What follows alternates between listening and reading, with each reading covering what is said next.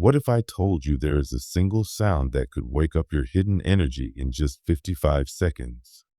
Not a poetic idea, not a fancy metaphor, not a memorized chant from a book, but an actual vibration that was once known and used by the ancient Hermetic masters themselves. It's something Thoth revealed long ago, a sound so sacred and so powerful that it was never written in any ordinary record. It was kept out of books, out of public teachings, out of everyday speech, because it holds the ability to awaken something most systems of control do not want you to find. It brings back the memory of who you truly are. And the most surprising part is that this sound is not outside you. It has always lived inside you. This sound is not something you'll stumble upon by accident. It's not something that appears when you recite random affirmations or repeat words without feeling. It's not about noise at all. It's about vibration. The right vibration, the right tone, the right intention. When you use it correctly, it doesn't just pass through your mouth or your ears. It moves through your whole being. It touches your mind, your body, your emotions, and the unseen field around you. It connects the invisible with the visible.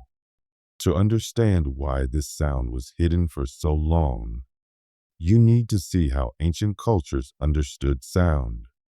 There is an old teaching, preserved in fragments, that says the true name of a thing is not the label people give it, but the one silently spoken when returning to the source. The sages of Egypt, Sumer, India, and Greece did not treat sound as something casual. They didn't see it as background decoration. They treated sound as a sacred tool, as a creative instrument capable of shaping reality itself. They didn't just believe sound had power. They had precise ways of using it. When they spoke of the creative word, they were not speaking in riddles. They were speaking about an exact practice, something passed on only to those prepared to use it with responsibility. They knew that when the right sound was spoken with the right rhythm, the right tone, and the right inner state, it did more than travel through the air. It entered the body, resonated in the energy field, and took root as a living frequency. In some ancient temples, even the stones still seem to hold traces of these vibrations. There are places where a whisper swells into a full, rounded echo, filling the air as if the walls themselves were alive. That's not an accident. It's vibrational engineering. In those times, words carried weight. Each syllable had a function. Rhythm mattered. Intention mattered. You didn't speak just to make noise. You spoke because the sound itself was a key, a signal, a code. And the power of the sound didn't depend on being loud. It depended on being true. When spoken with presence, incredible things could happen. Matter would shift. Water would change its structure. Emotions would release and transform. The air would feel lighter and purer. Most importantly, the mind would stop running in endless circles of survival, fear, and distraction, and rise to a calmer, higher state of awareness. Sound was seen as a bridge between the seen and the unseen. In Hermetic teaching, everything vibrates, everything pulses, everything has a frequency. Sound is one of the first ways consciousness touches matter. What you speak doesn't stop at your lips. It moves outward, rippling through the subtle layers of reality, reorganizing what once seemed fixed. When done with the right intention, it can undo years of fear, break through walls of doubt, dissolve patterns of lack and self-limitation. This isn't magic in the way most imagine it. its precision, because of its power. The truest sounds were never given freely. If a sound was used without awareness, it could cause imbalance, confusion, even chaos. So it was guarded, shared only with those who would use it in alignment. Over time, one sound in particular, the one I'm speaking about now, was deliberately hidden. It was erased from rituals, removed from schools, stripped from chants. It was mistranslated, replaced with empty words that vibrated nowhere. And it was done not because the sound harmed people, but because it set them free. A person who knows how to use the right sound with true presence and alignment no longer needs an intercessor, no longer depends on doctrine, no longer requires permission to access their own inner power. They begin to lead their own energy, their own time, their own reality, and to a world built on control that is unacceptable. So the sound was buried. People spoke more and more, but with less and less presence. The word lost its soul. Vibration turned into noise. Communication became a tool for distraction rather than creation. The creative word that once shaped reality became empty repetition. But here is the truth that no one could erase. The sound still exists. It has never been destroyed. It lives in the deepest part of you. Your body knows it. Your soul knows it.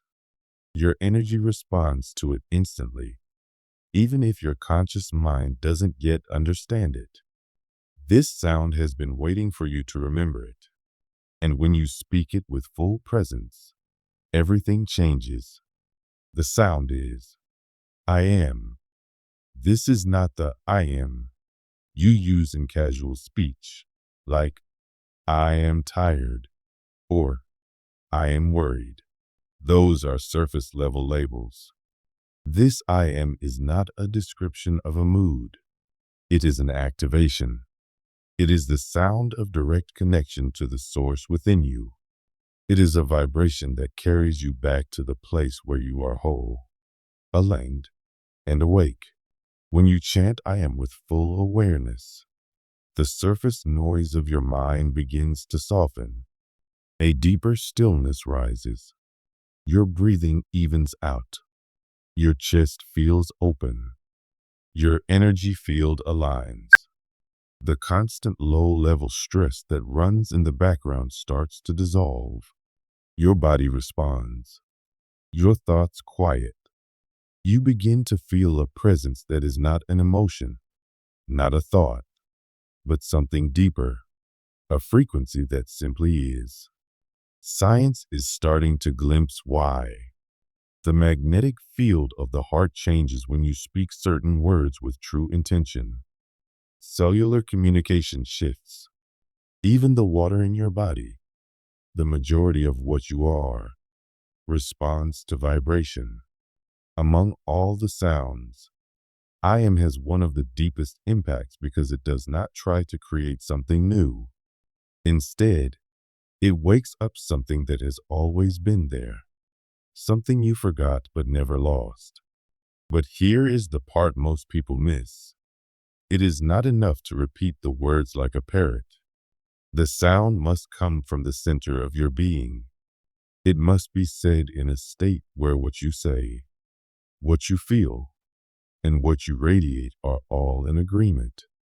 That is coherence. Without coherence, you are just making noise. With coherence, you are building a bridge back to your own truth. Why chant it for 55 seconds? Because your energy field needs time to shift from mental chatter into deeper resonance. 55 seconds is long enough for the sound to sink in and reorganize your state, but short enough to feel simple and doable. In those seconds, you are not just making a sound, you are holding a frequency, letting it soak into your cells, letting it reshape the patterns in your mind and body. This is not about forcing results. It is about allowing the sound to work on you, through you, and as you. It is not about belief. It is about presence. When you chant I am in this way, something ancient stirs inside you. The same inner fire the Hermetic scrolls spoke about, the fire that doesn't burn away life but illuminates it, begins to rise. The layers of fear, guilt, doubt, and limitation begin to fall away. You remember that your soul was never broken, only hidden. And once you remember, you no longer ask for permission to exist. You no longer need constant reassurance. You stop being pulled into every noise around you. You begin to speak less, but every word carries more weight.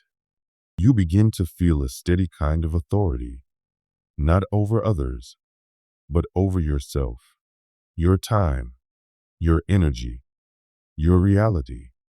The world we live in runs on noise, distraction, and the hope that you will keep forgetting this. But you have already felt it, that small pull inside, that sense that there is something more. That's the sound calling you. It has been with you in your silences, in your pauses, in those moments where your mind stops and your heart knows. And now, if you let it will rise again. When you speak it, not as a wish, not as a hope, but as a living truth, it will change how you feel, how you move, how you are. You will see the space around you respond, and you will remember. When you begin chanting with the intention of letting your body truly feel it and your energy field shift, the first moments are often the most challenging. Your mind will try to resist. It will wander, question, and interrupt you. It will attempt to distract you with random thoughts, doubts, or sudden reminders of things you should be doing. This is normal. The mind is not used to being bypassed, and in those first seconds, it will do whatever it can to stay in control. But if you keep going, something begins to change. It's subtle at first, like walking through a light mist inside yourself. The edges of thought begin to soften. Your body feels a small warmth rising. Your breath naturally releases, and a gentle vibration spreads through you like invisible ripples in still water. Then, without forcing anything, you notice a quiet truth. You are no longer just saying the words. You have become the words. This is the essence of the practice. The sound, I am, is not simply a technique or a spiritual trick.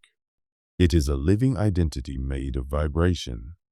When you speak it with your full presence, not just with your voice, but with your awareness anchored in your body, it unlocks a deep memory you didn't know you carried. And within that memory is a power the world has often tried to make you forget. The power to create consciously, to live with full awareness, and to guide your own frequency instead of being pulled by outside forces. The sound itself does not perform miracles in isolation. Rather, it prepares the ground inside you, tuning the inner instrument so it can receive and transmit clearly. It activates your energy field, opens your awareness, and sets the stage for transformation. This is why ancient teachers treated it with reverence, calling it one of the most potent, even dangerous, sounds. The danger was never in harm, but in potency, because what can shift your inner reality can also begin shaping the outer one. To understand why this works as it does, we must first understand the timing, why 55 seconds has meaning. Many hear the instruction to chant for 55 seconds and dismiss it as superstition.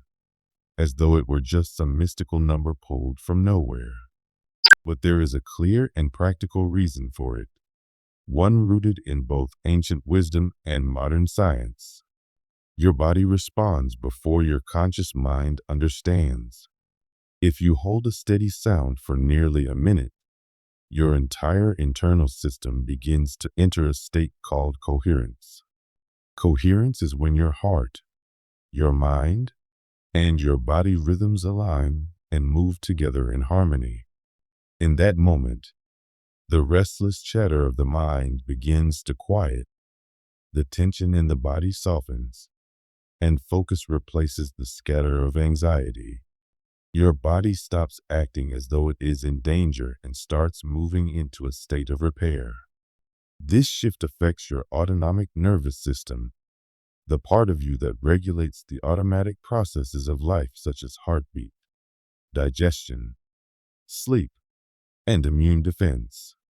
In coherence, this system slows down and changes from defense mode to healing mode.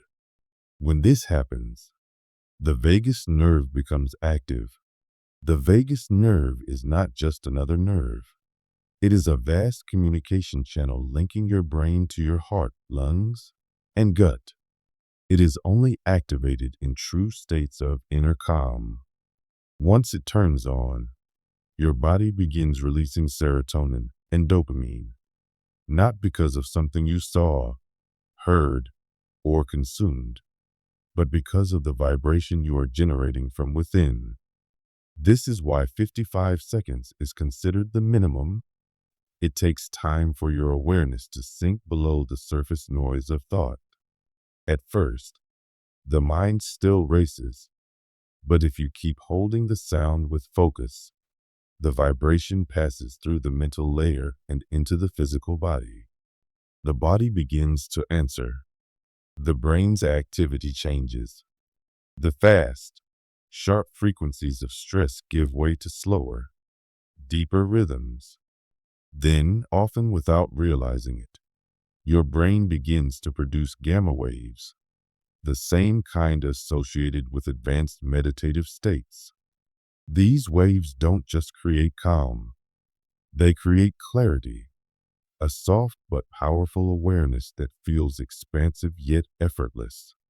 It is as though you have tuned into a signal that has always been there, but that you could only hear once the noise dropped away.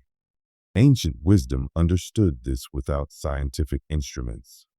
Sound was seen as a carrier of consciousness, a bridge between the seen and the unseen. Repeating a sacred sound with presence was understood to be a way of moving energy not just into the ears, but into the bones, the cells, and the invisible field that surrounds and holds you. Thoth taught that transformation does not happen when sound is heard once, but when it is sustained with intention, when it is allowed to penetrate fully, changing both the inner and outer worlds. 55 seconds may seem short, but if those seconds are filled with full presence, they can undo patterns of imbalance that have lived in you for years. Sound does not require hours. It requires truth, focus, and surrender. Give it these, and it returns balance, openness, and release. Chanting, I am for 55 seconds is not a decorative ritual. It is a spiritual and biological technology. It repatterns the brain, clears stagnant energy, and recalibrates the electromagnetic field that surrounds you. It works like a reset switch, but only if you are truly inside the vibration, not half present, not rushing. In older traditions, no one chanted while watching a clock. They felt the moment of shift inside their own body. They knew when the frequency had opened the bridge, when the portal had become active. That was the moment creation began, when new realities could be shaped. And this is where the true power of the practice appears.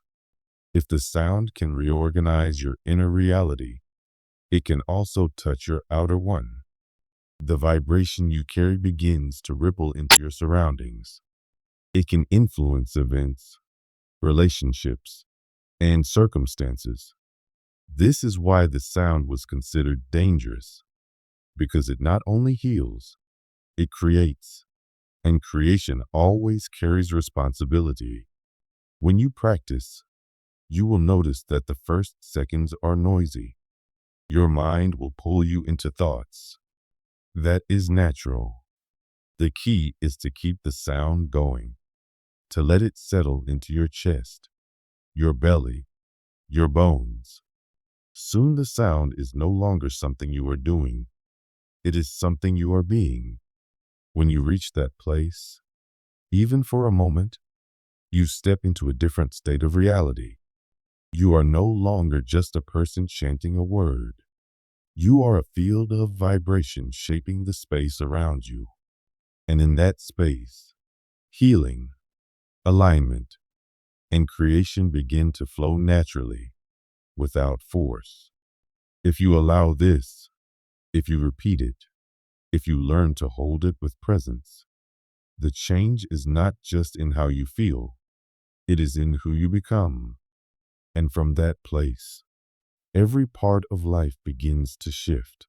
This sound has the power to break apart the invisible walls and rigid structures that were built to keep you disconnected from your true self.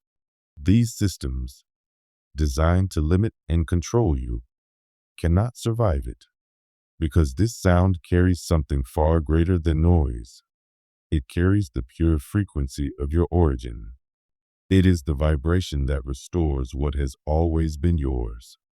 It calls you back to the place before you were shaped by fear, before you were trained to doubt yourself, before the world told you that you had to be anything other than what you already are. Imagine, just for a moment, if every human being knew that by holding a single sound for just 55 seconds, they could access their true energy directly, without middlemen, without rigid rules, without rituals imposed by others. Imagine if they knew they could return to their essence without permission from any authority. What would happen to the systems built on fear, guilt, and submission? They would crumble. Those who have relied on your obedience and your self-doubt would lose their power. The need for someone else to define you would vanish. Control through scarcity would end. Manipulation through judgment would fall apart. The illusion that you need to earn your worth would dissolve. You would no longer seek permission to live fully because you would remember that you already are whole. You would remember that you always have been. This sound is the trigger that awakens that memory, not in theory, not in philosophy, but in your body. It vibrates in your cells. It shifts your field. It reminds you at the deepest level that you are not missing anything. This is why it had to be hidden. Thoth, the ancient guardian of sacred knowledge, did not hide it out of cruelty. He hid it to protect it. He understood that in the wrong hands, this sound could be twisted into something dangerous. It could be used to enslave minds instead of freeing them, to bind souls instead of liberating them. So he concealed it within sacred geometry, within symbols, within myths and layered stories, so that only those who were ready, those who searched with a pure heart, would find it. Because this sound does more than lift a spiritual veil. It dissolves social programming, emotional blocks, and mental chains. It clears away the belief that you must do something to earn your existence. It unravels the conditioning that taught you to depend on the approval of others. It dismantles the logic of lack, the idea that you are incomplete. When you chant this sound with full presence, you are not asking for anything. You are not pleading. You are vibrating. And those who vibrate in truth do not beg. They create. They manifest. They shift reality through their presence alone. This is why this sound is feared by systems of control. It ends dependency. It breaks the invisible strings of manipulation. It returns sovereignty to the individual. And no empire can survive when its people are awake, aware, and resonating in truth. No control system can stand against a collective field in vibrational harmony, because control depends on fear, and fear cannot survive in the presence of awareness. Now you can understand why you've never heard this in such direct form before. Because it is not profitable for you to know that your vibration is more powerful than any decree, law, or instruction from outside yourself. It is not convenient for you to realize that your voice, aligned with truth, can move reality more than 1,000 memorized prayers spoken without feeling. The simplest sound in the world, I am, when spoken with coherence, has more power to transform your life than any elaborate spiritual technique or product. Thoth left signs, and every single one of them leads to the same truth. Awakening is not an achievement. It is a return. The sound does not give you something new. It reactivates what has always been within you. It calls you to stop asking for permission and start living as the vibration you already are. And when that happens, the universe itself changes its language toward you. It stops sending you scarcity because you no longer vibrate in lack. It stops giving you resistance because you no longer hide behind the old stories. You begin to vibrate truth, and truth does not need to prove itself. It simply resonates. When you reach this place, it is no longer about knowing the sound. It is about living it, breathing it, and embodying it. It is about carrying it in your body, in your breath, in your energy, until it becomes part of how you move through the world. That is where the real transformation happens, not in knowing, but in being. To bring this into reality, you take a moment to enter presence. You sit with your spine upright, not stiff or forced, but awake, like someone ready to receive something subtle and deep. You close your eyes or let them soften. You bring all of your attention to the now. You take 3 deep breaths. The first breath clears the noise. The second breath opens space in your thoughts. The third breath releases anything that doesn't match your true essence. Your breathing slows. You place your right hand on the center of your chest, between your heart and your throat. This place is the home of your original vibration. It is where your true voice begins before it becomes sound in the world. You focus your presence here. You do not chant mechanically. You do not repeat empty words. You let the sound rise from deep within you, from a place beyond thought. You say, I am. Each cycle is one full breath. Inhale. Chant as you exhale. You do this 11 times. 55 seconds. That is all it takes to reorganize your field. You do not chase dramatic sensations. You do not look for fireworks. The most powerful changes often begin in silence, in the space between thoughts, in layers you cannot measure with your mind. If your mind tries to say that nothing is happening, you keep going, because the truth is, your field knows. Your energy recognizes the sound. It responds to it even if your thoughts can't grasp it. And when you finish, you do not rush to fill the silence. You remain still for a few moments. You feel. You observe. You let the vibration settle into you. This is the space where the energy reorganizes itself, where the scattered pieces of you return to center. Sometimes what you feel afterward is a new kind of calm, not the calm of exhaustion, but the calm of reunion, the sense that something lost has come home, as if your energy is quietly saying, "Now I remember." Because this practice does not bring you something new. It removes the layers that were hiding what was always there. The sound I am is not a statement. It is a vibration. It is your soul's signature. It is the frequency of your origin, the bridge to what exists beyond time, beyond form, beyond the mind. And once you remember it, you cannot live the same way again. When your field changes, everything changes.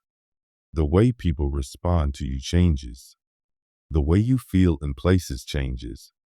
The way life aligns for you changes.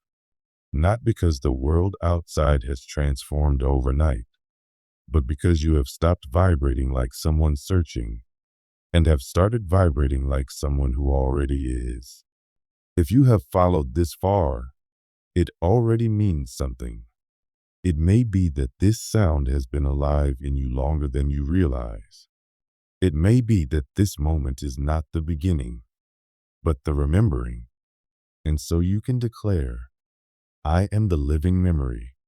Let this be your anchor, not just for yourself, but for all of us, as we strengthen the collective field together. Once you know, you cannot unknow. Once you awaken, you cannot go back to sleep in the same way. The sound will keep moving in you. It will keep dissolving illusions. It will keep bringing you home. And the more you live in it, the more life itself begins to respond, not with lack, but with alignment, not with resistance, but with flow, because you will no longer be speaking from the voice of someone who hopes. You will be speaking from the truth of someone who is.